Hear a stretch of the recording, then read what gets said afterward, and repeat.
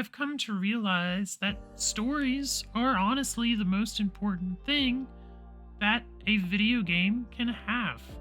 Now, most of you might be thinking that not every game has a story, to which I would argue that that's not true, because in my eyes, there are two types of stories. The first type of story is the same one that you're thinking of, and the same one that we all hear quite often. This story is one that has a plot, has characters, and has some kind of conflict throughout. And it involves telling that story either through text, voice, or some kind of character. The other kind of story, however, is something that I feel is so much more important, and is something that we as developers often forget about. And as any developers, it's something that we should and can really capitalize on, more so than, let's say, traditional AAA games. And of course, the story I'm talking about is the player. Let me explain as I dive into the two different types of storytelling, how they apply to your indie game, and most importantly, why the player's story is the most important one. Hello, my name is Maria, and in today, we're going to talk about storytelling. The first type of story in Annie's Cross is in the form of an animation, which is basically just a short cinematic. Now, I've never been a big fan of opening cinematics or storytelling in the beginning, as they tend to be pretty long and the players just don't really have an expectation of what the gameplay is like. Thus, my theory behind this is the longer your opening cinematic is, the more likely you are to lose the player and have them either refund the game or just put it down, or at best, just sour their mood of the expectations that the game will give the player in terms of value.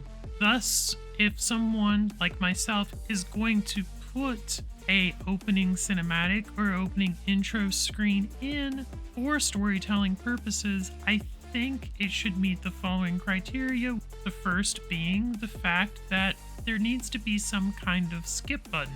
A skip button allows anyone who doesn't want to sit through it to be able to skip it and get straight into the gameplay. The second is to keep it as short as possible.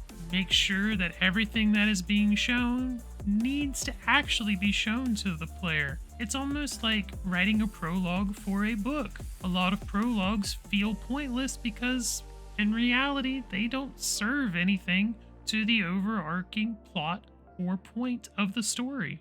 Finally, when it comes to this type of storytelling, I also think it highly depends on the genre and the audience expectations.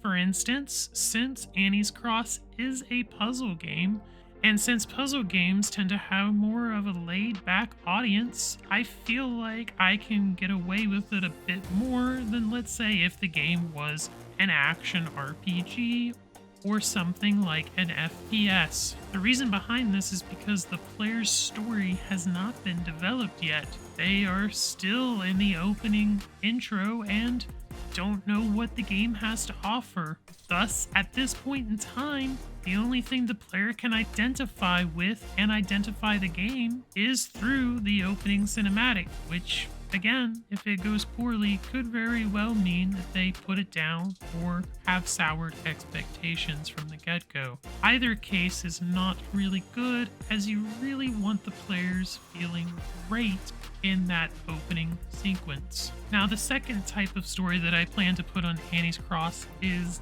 text, that when the player goes up to anything or almost anything in Annie's house, they can interact with it and get a little bit of dialogue. This does a couple of different things. First of all, it allows me, the creator, to give a little bit more insight into what is happening at this house and inside of Annie's life.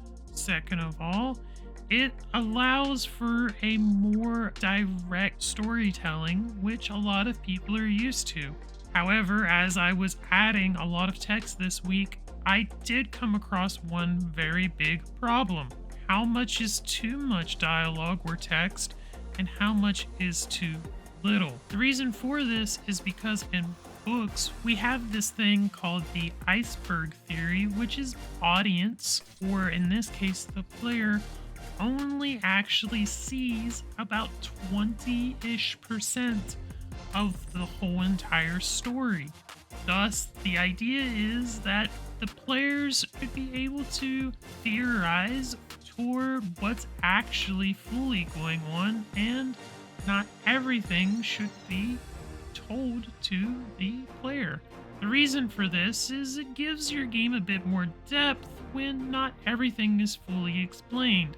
It's kind of like how if you see something that you think is magical, so like if you see an airplane for the first time take off and fly, it's incredible and you might be in awe.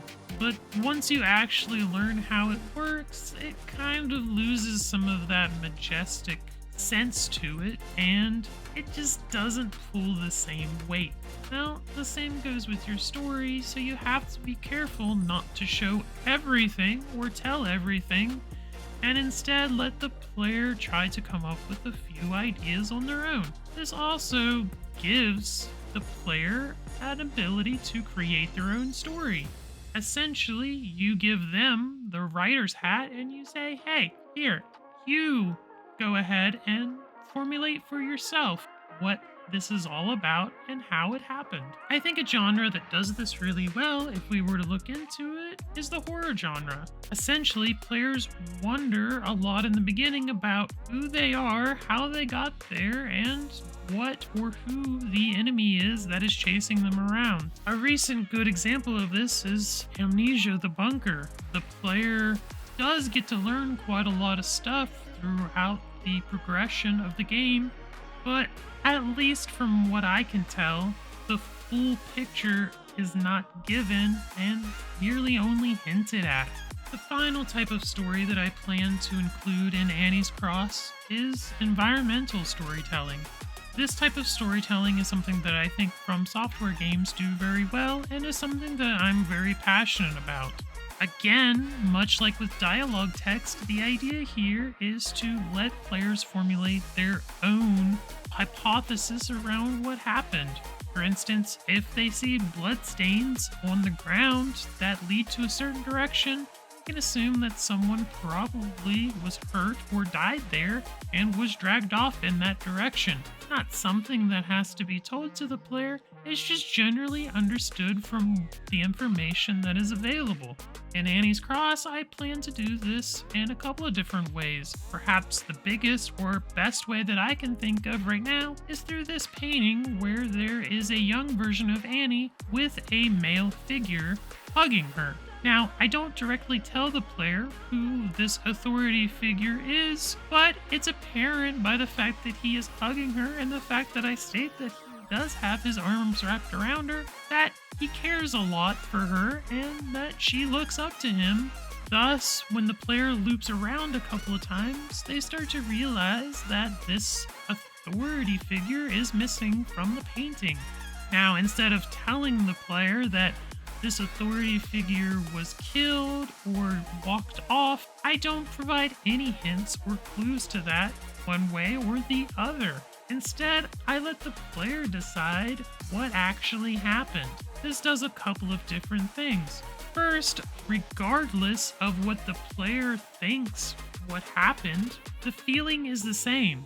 And that's the feeling of abandonment. Thus, it doesn't really matter what actually happened, as long as players get the sense of feeling sorry or sad for Annie because of the loss of an authority figure. So, as we are wrapping things up in today's video, I first want to go ahead and say thank you all for the comments that you have provided on my other videos.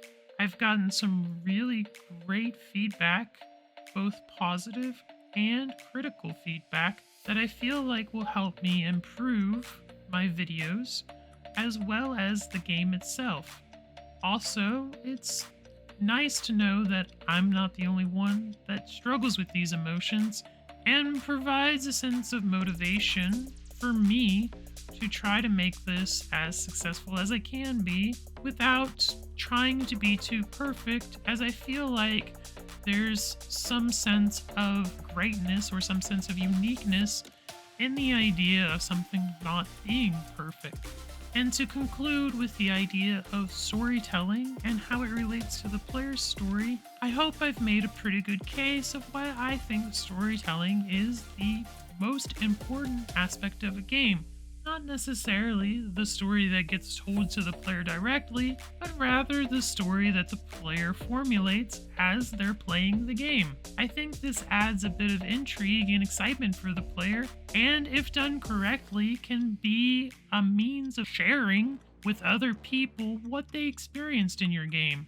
This in turn will make it possible for the other person to go, "Oh, that sounds interesting. Maybe I should give this a try too." Basically, through storytelling or through the player's story, you can build hype around your game, and that's just more profitable for both you and the players who are playing. But that's going to be it for me in today's video.